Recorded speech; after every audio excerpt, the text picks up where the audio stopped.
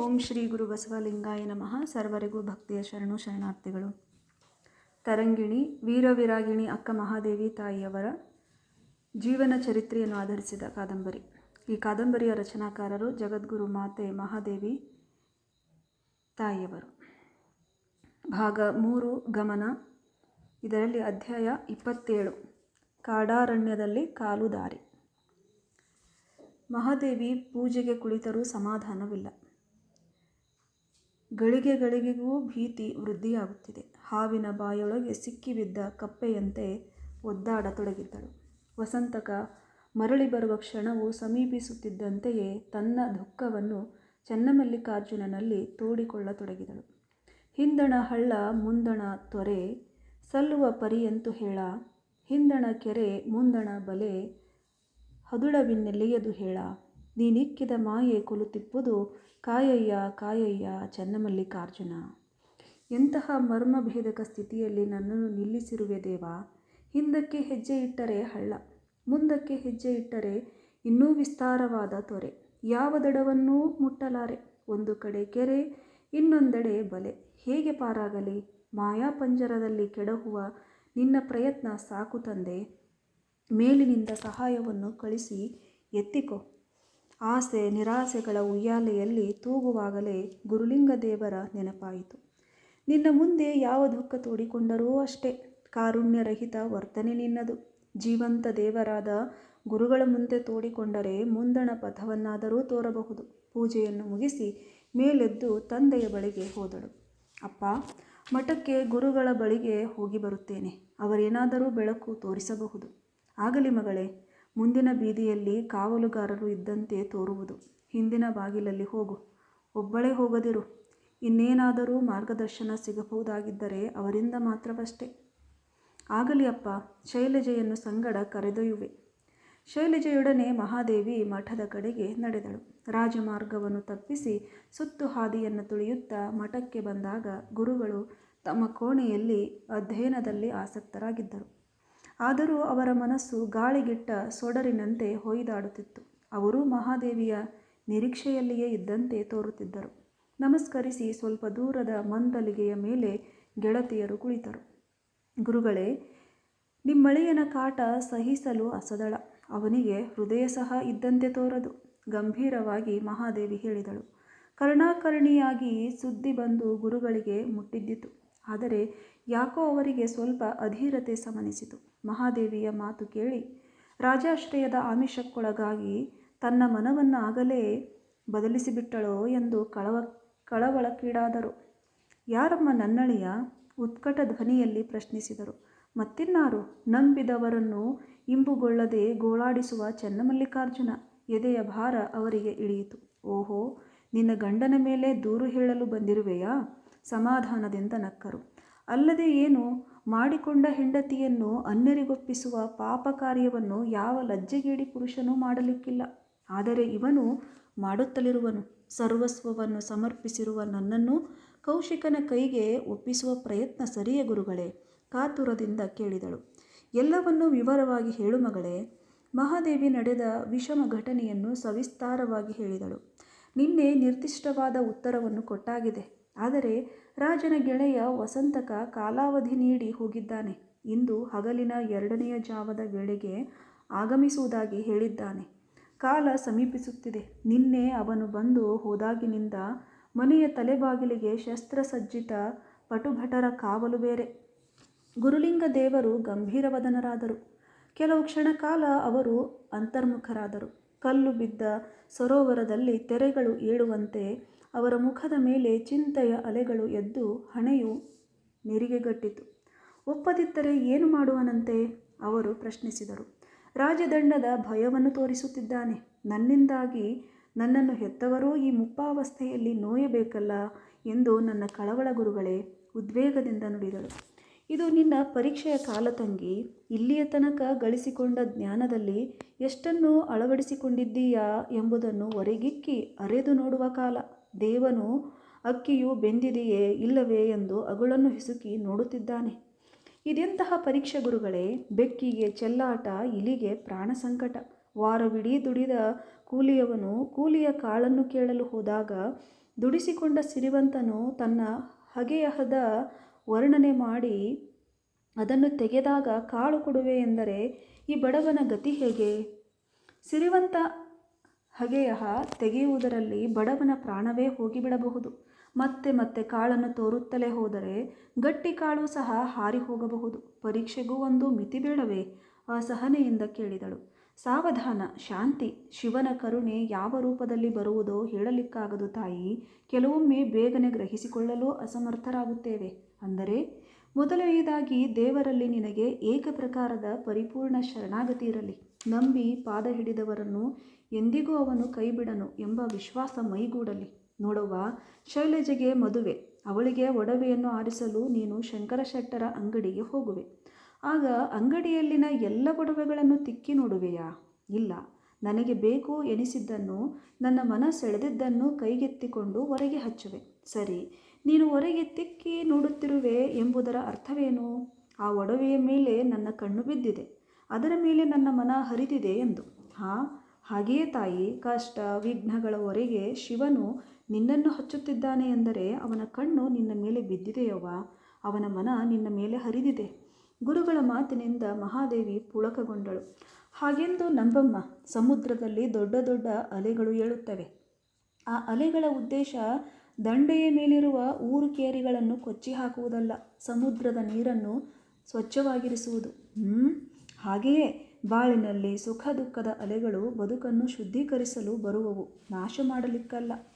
ಗುರುಲಿಂಗ ದೇವರು ಮಾತು ನಿಲ್ಲಿಸಿ ಅವಳ ಮುಖವನ್ನು ದಿಟ್ಟಿಸಿದರು. ಅವರ ಬೋಧೆಯ ಪ್ರತಿಯೊಂದು ಅಂಶವನ್ನು ಮಹಾದೇವಿ ಒಳಗಿಡಿಸಿಕೊಳ್ಳುವ ಸನ್ನಾಹದಲ್ಲಿದ್ದಳು. ನೋಡುವ, ಸಮುದ್ರದ ಮರಳ ದಂಡೆಯು ಕುಸಿದು ಸಾಗುವುದು, ಹೆಬ್ಬಂಡೆ ಸ್ಥಿರವಾಗಿ ನಿಲ್ಲುವುದು. ಹಾಗೆಯೇ ದುರ್ಬಲ ಮನದವರು ದೇವರನ್ನು ನಿಂದಿಸಿ ಕೈ ಬಿಟ್ಟನೆಂದು ಹಳಿದು ಆ ದುಃಖದ ಅಲೆಯಲ್ಲಿ ಕೊಚ್ಚಿ ಹೋಗುವರು. ಸಬಲ ಮನದ ಶರಣಾಗತರು ಸ್ಥಿರವಾಗಿ ನಿಂತು ಉಳಿದುಕೊಳ್ಳುವರು. ಕಷ್ಟ ಸುಖಗಳು ಮನುಷ್ಯನಿಗೆ ಬರದೆ ಗಿಡಮರಕ್ಕೆ ಬರುವವೆ. ಬಂದವುಗಳನ್ನು ಸಮರ್ಪಕವಾಗಿ ಎದುರಿಸುವುದೇ ನಿಜವಾದ ಅಧ್ಯಾತ್ಮ. ಅಧ್ಯಾತ್ಮವು ಬದುಕುವ ಒಂದು ಕಲೆ, ಬದುಕಿನಿಂದ ತಪ್ಪಿಸಿಕೊಳ್ಳುವ ಕಳ್ಳದಾರಿಯಲ್ಲ. ಆಕಾಶದಲ್ಲಿ ನಕ್ಷತ್ರಗಳಿರುವವು, ಅಮಾವಾಸ್ಯೆಯೆಂದು ಬಹಳ ಸ್ಪಷ್ಟವಾಗಿ ಕಾಣುವವು. ಹುಣ್ಣಿಮೆಯೆಂದು ಚಂದ್ರೋದಯವಾದಾಗ ಅಷ್ಟು ತೀಕ್ಷ್ಣವಾಗಿ ಎದ್ದು ಕಾಣುವವೇ? ಇಲ್ಲ. ಚಂದ್ರ ಪ್ರಕಾಶದಲ್ಲಿ ಮಂಕಾಗುವವು. ಆಗಸದಲ್ಲಿ ಅವು ಇರುವುದಿಲ್ಲವೇ? ಇದ್ದೇ ಇರುವವು, ಮಂಕಾಗಿ ಕಾಣುವವು ಅಷ್ಟೇ.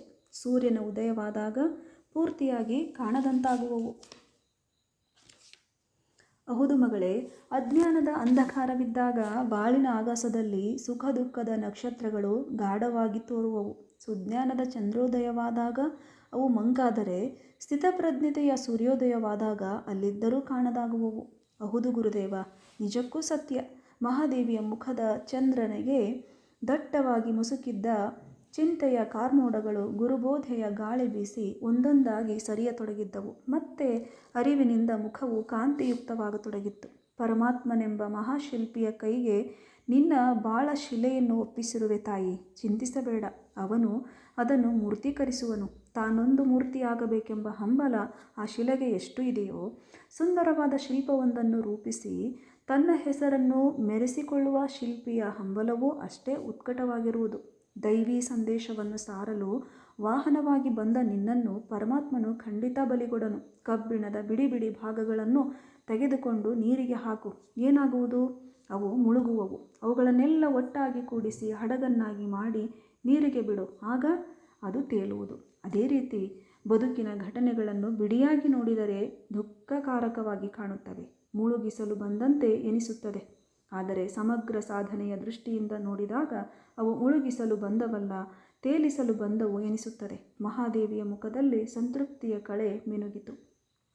ಬಂದ ಸಮಸ್ಯೆಗಳನ್ನು ಎದುರಿಸುವುದೂ ಒಂದು ಜಾಣತನ.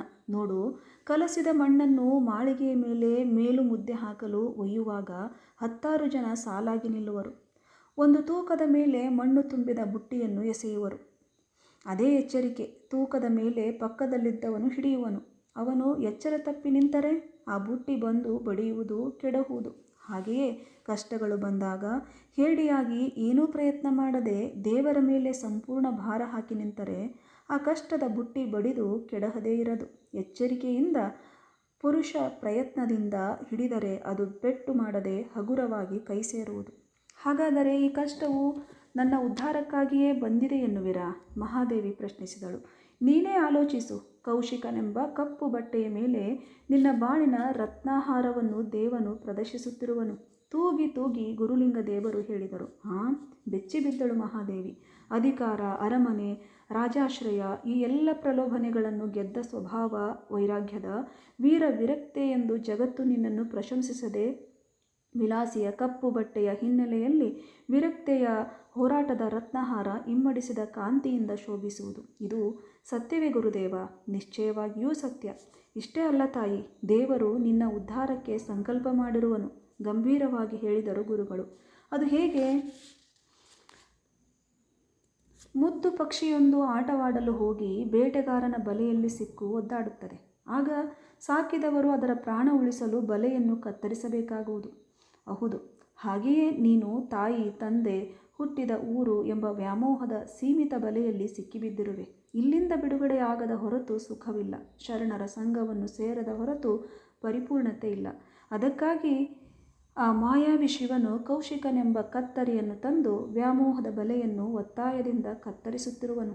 ಗುರುದೇವ, ಇದು ನಿಜವೇ? ಪುಳಕಗೊಂಡು ಸಂಭ್ರಮದಿಂದ ಪ್ರಶ್ನಿಸಿದಳು.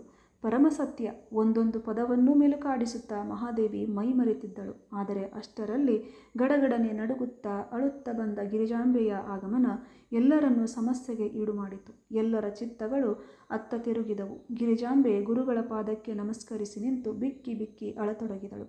ಏನಾಯಿತು ಹೇಳು ಗಿರಿಜವ್ವ, ಸಮಾಧಾನ ಮಾಡಿಕೊ, ಗುರುಗಳು ಹೇಳಿದರು. ಆಕೆಯ ಗಂಟಲುಬ್ಬಿ ತುಟಿ ನಡುಗುತ್ತಿದ್ದವು. ಅವಳಿಂದ ತಿಳಿದಿದ್ದಿಷ್ಟೇ, ಮಹಾದೇವಿ ಇತ್ತ ಬಂದ ಸ್ವಲ್ಪ ವೇಳೆಯಲ್ಲಿ ತಿಳಿಸಿದ ವೇಳೆಗಿಂತ ಬಲು ಮುಂಚೆಯೇ ರಾಜನ ಗೆಳೆಯ ವಸಂತಕ ಬಂದನು. ಓಂಕಾರ ಶೆಟ್ಟಿ ಯಥಾಪ್ರಕಾರ ಒಳಗೆ ಕರೆದು ಕುಳ್ಳಿರಿಸಿದನು. ನಿಮ್ಮ ನಿರ್ಧಾರ ತಿಳಿಸಿರಿ ಶೆಟ್ಟರೇ, ವಸಂತಕ ಸ್ಪಷ್ಟವಾದ ಬಿಗುವಿನ ಧ್ವನಿಯಲ್ಲಿ ಕೇಳಿದನು. ನಿನ್ನೆಯೇ ತಿಳಿಸಿಯಾಯಿತಲ್ಲ ವಸಂತಕರೇ, ಅಷ್ಟೇ ಗಂಭೀರವಾಗಿ ಓಂಕಾರನು ಉತ್ತರಿಸಿದನು. ಏನು ಬದಲಾವಣೆ ಇಲ್ಲವೇ? ದರ್ಪದಿಂದ ಕೇಳಿದ. ಒಂದು ಅಂಗುಲದಷ್ಟೂ ಅತ್ತಿತ್ತ ಸರಿದಿಲ್ಲ, ಓಂಕಾರ ಅಷ್ಟೇ ನಿರ್ಧಾರದ ದನಿಯಲ್ಲಿ ಹೇಳಿದ. ಲಿಂಗಮ್ಮ ತಾಯಿ, ನಿಮ್ಮ ನಿರ್ಧಾರವೇನು? ಮಗಳನ್ನು ಧಾರೆ ಎರೆಯಲಾರಿರ? ಪತಿಯ ಅರ್ಧಾಂಗಿನಿ ಸತಿ, ಗರತಿಯಾದವಳು ಗಂಡನ ನಿರ್ಧಾರಕ್ಕೆ ಇದಿರಾಡಲುಂಟೆ? ಅವರು ಕಾಲಿನಲ್ಲಿ ಮುಟ್ಟಿದ್ದು ನನ್ನ ನೆತ್ತಿಯ ಮೇಲೆ. ನಿಮ್ಮ ಮಗಳಲ್ಲಿ? ಬೆಳಗ್ಗೆ ಹೋದವಳು ಇನ್ನೂ ಬಂದಿಲ್ಲ, ಓಂಕಾರ ಉತ್ತರಿಸಿದ. ಎಲ್ಲಿಗೆ ಹೋಗಿರುವಳು?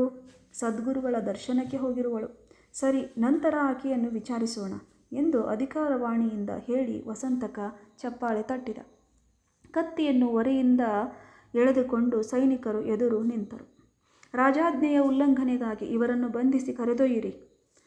ಕೋಳಗಳನ್ನು ತೊಡಿಸಿ ಬಂಧಿಸುವ ಅವಶ್ಯಕತೆ ಇಲ್ಲ, ನಾವೇ ಮನಃಪೂರ್ವಕವಾಗಿ ಬರುತ್ತೇವೆ, ನಡೆಯಿರಿ, ಓಂಕಾರ ಶೆಟ್ಟಿ ಹೇಳಿದ. ಮಗಳು ಬಂದ ಬಳಿಕ ಕಣ್ಣಾರೆ ನೋಡಿಯಾದರೂ ಬರುತ್ತೇವೆ, ಲಿಂಗಮ್ಮ ಗೋಗರಿದಳು. ಕಾರಾಗೃಹದಲ್ಲಿ ನೋಡುವಿರಂತೆ, ವಸಂತಕ ದರ್ಪದ ನಗೆ ನಕ್ಕ. ಲಿಂಗ, ಬಸವ ಧರ್ಮಕ್ಕೆ ಅನುಗುಣವಾದ ವರ್ತನೆ ಇರಲಿ. ಬಸವ ತತ್ವದ ಹುಲಿಯ ಹಾಲು ಕುಡಿದ ನಾವು ಹೇಡಿ ಹುಲ್ಲೆಗಳಲ್ಲ, ಗದರಿಕೆಯ ಧ್ವನಿಯಲ್ಲಿ ಹೇಳಿದ. ಬಂದಿದ್ದ ಮುಚ್ಚಿದ ಅಂದಣವು ದಂಪತಿಗಳಿಬ್ಬರನ್ನು ಪಟುಭಟರ ರಕ್ಷಣೆಯಲ್ಲಿ ಒಯ್ಯಿತು. ಈಗ ವಸಂತಕನು ಮಹಾದೇವಿಗಾಗಿ ನಿರೀಕ್ಷಿಸುತ್ತಾ ಮನೆಯಲ್ಲಿ ಕುಳಿತಿರುವನು. ಗಿರಿಜಾಂಬೆ ಹೇಳಿದ ಈ ಸುದ್ದಿಯನ್ನು ಕೇಳಿ ಮಹಾದೇವಿ ತಲ್ಲಣಿಸಿ ಮುಂಗಾಣದೆ ಕುಳಿತಳು. ಗುರುಲಿಂಗದೇವರು ಹೇಳಿದರು. ಗಿರಿಜವ್ವ, ನೀನು ಮುಂದೆ ಹೋಗು. ಮಹಾದೇವಿಯು ಕೆಲವೇ ಕ್ಷಣಗಳಲ್ಲಿ ಬಂದು ಬಿಡುವಳು. ನೀನು ಅಧೀರಳಾಗಬೇಡ. ಎಲ್ಲಿರುವಳೆಂದು ಮಹಾದೇವಿಯ ಬಗ್ಗೆ ಕೇಳಿದರೆ ನೀನು ಹೇಳಲೇಬೇಡ. ಗುರುಲಿಂಗದೇವರು ಕೆಲವು ನಿಮಿಷ ಮೌನವಾಗಿ ಆಲೋಚನಾ ಮಗ್ನರಾದರು. ಗುರುಗಳೇ, ಇಂತಹ ಪ್ರಸಂಗವನ್ನು ಹೇಗೆ ನಾನು ಎದುರಿಸಲಿ? ದಿಕ್ಕು ತೋಚದ ಸ್ಥಿತಿಗೆ ಬಂದಿರುವೆ. ಇಲ್ಲಿಂದ ಹೇಗಾದರೂ ತಲೆಮರೆಸಿ ಕೊಳ್ಳೋಣವೇ ಎಂದರೆ ಇದು ಸೂಕ್ತ ಪರಿಹಾರವಲ್ಲ ಎನ್ನಿಸುವುದು. ರಾಜಭಟರ ಕಾವಲು ಸೂಕ್ಷ್ಮವಿದೆ. ಅದಕ್ಕಿಂತ ಮಿಗಿಲಾಗಿ ನನ್ನ ಹೆತ್ತವರು ಕಾರಾಗೃಹದಲ್ಲಿ ಮರಣ ಪರ್ಯಂತರ ನನ್ನ ಸಲುವಾಗಿ ಕೊಳೆಯಬೇಕಾಗುವುದು. ನನಗೊಂದು ಪರಿಹಾರವನ್ನು ಹೇಳಿರಿ. ದೈನ್ಯತೆಯೇ ಮೂರ್ತಿವೆತ್ತು ಕೇಳಿದಳು. ಶೈಲಜಾ, ಹೊರಗೆ ಯಾರಾದರೂ ಬರುವರೇನೋ ನೋಡುತ್ತಲಿರು. ಶೈಲಜೆ ಎದ್ದು ಹೋದಳು. ಮಹಾದೇವಿ, ಕಲ್ಯಾಣ ಸಾಧನೆಗೆ ಉಪಾಯವನ್ನು ಮಾಡಬೇಕಾಗುವುದು. ನೀನು ಅರಮನೆಗೆ ಹೋಗುವ ಮನಸ್ಸು ಮಾಡು, ಮೆಲ್ಲನೆ ಅಂದರು. ನಾನೇ? ಸಾಧ್ಯವಿಲ್ಲ. ಅದೊಂದನ್ನು ಹೇಳದಿರಿ, ನಿರ್ಧಾರದಿಂದ ಹೇಳಿದಳು. ದುಡುಕಬೇಡ ಮಗಳೇ, ನೀನೊಬ್ಬಳು ಆದರ್ಶ ವಿರಾಗಿಣಿಯಾಗಿ ಉಳಿಯಬೇಕೆಂಬ ಉತ್ಕಟ ಆಸೆ ನನಗಿಲ್ಲವೇ? ನನ್ನಲ್ಲಿ ವಿಶ್ವಾಸವಿಟ್ಟು ಈ ಮಾತನ್ನು ಕೇಳು. ಇದಾಗಿತ್ತು 27ನೇ ಅಧ್ಯಾಯದ ಮೊದಲ ಅರ್ಧ ಭಾಗ. ಇದು ಕೂಡ ತುಂಬ ದೊಡ್ಡ ಅಧ್ಯಾಯವಿದೆ. 3 ಭಾಗ ಮಾಡಿ ಹಾಕ್ತಾಯಿದ್ದೀನಿ. ಎಲ್ಲರೂ ತಪ್ಪದೆ ಕೇಳಿಸ್ಕೊಳ್ಳಿ. ಎಲ್ಲರಿಗೂ ಶರಣು ಶರಣಾರ್ಥಿ.